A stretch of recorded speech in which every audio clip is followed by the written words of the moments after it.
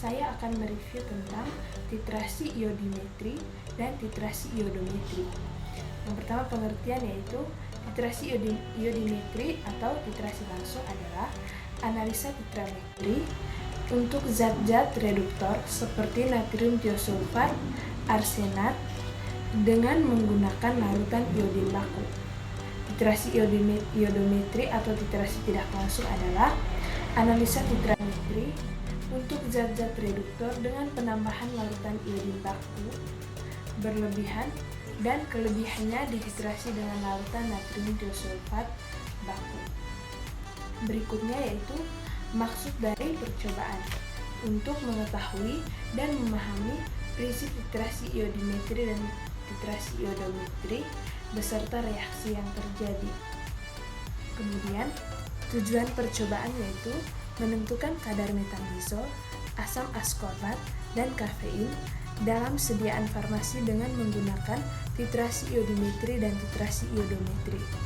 Kemudian prinsip percobaan, yang pertama prinsip percobaan iodimetri, yaitu penetapan kadar metanizol dan asam askorbat dalam tablet berdasarkan prinsip reaksi reduksi dengan menggunakan larutan baku iodin terstandarisasi sebagai titran dan larutan kanji sebagai indikator.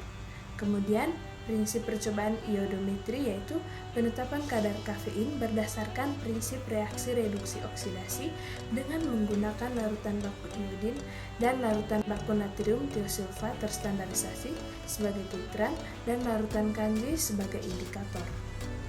Kemudian alat dan bahan yang digunakan. Yang pertama alat-alatnya yaitu alat-alat yang digunakan yang pertama yaitu timbangan, batak mengaduk, statif, lem, buret, beker gelas, cawan porselin, corong pisah, Erlenmeyer, gelas ukur, pipet volume, pipet tetes, pipet ukur, penangas air, dan sendok tanduk. Yang berikut yaitu bahannya. Yang pertama air suling, tablet natrium metanizol, asam askorbat, kafein NaHSO3, titran baku iodin terstandarisasi, titran baku Na2S2O4, larutan kanji, dan HCl pekat.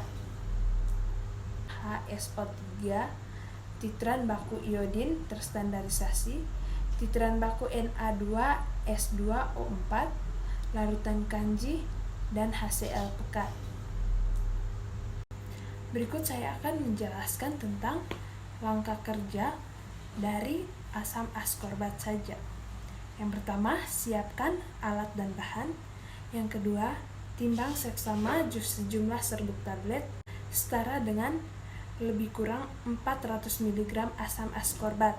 Kemudian, larutkan dalam 100 ml air bebas CO2P dan 25 ml asam sulfat 10% V/V.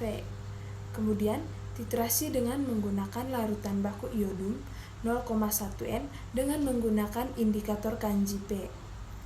Tiap mililiter iodum 0,1 N setara dengan 8,806 mg C6H8O6.